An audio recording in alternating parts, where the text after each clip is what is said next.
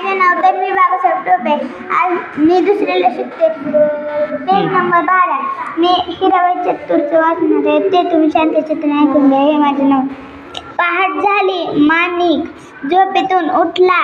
बाहेर पाहिले, दोन बैलापैकी एक बैल दिसला.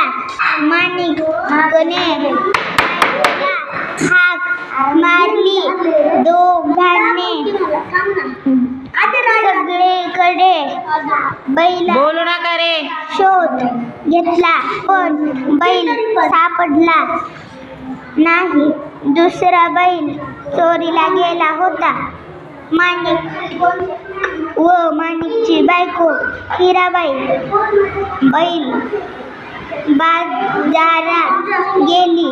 अचानक हिराबाई ओरडली, अहो पहा, आपला बैल चोर सापडला.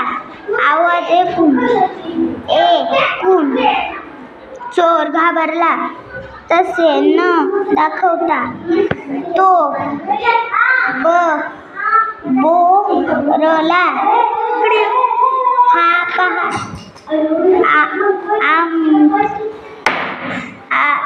माझाच आहे. दोघं भांडू लागली. हिराबाई चतुर होती. तिने बैलाचे डोळे हाताने बंद केले. चोराला विचारले, बैलाचा कोणता डोळा अधू आहे ते सांग. बरोबर सांगितले तर बैल तुझा. चोराने अगोदर उजवा मग डावा असे सांगितले. हिराबाई हात आवाज केली.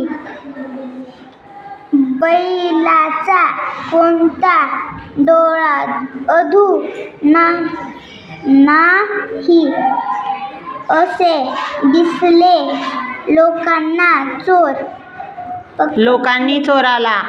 लोकांनी चोराला पकडले. पोलीस आले, चोराला घेऊन गेले. माणिक आणि हिराबाई बैल घेऊन आनंदाने घरी गेली. छान.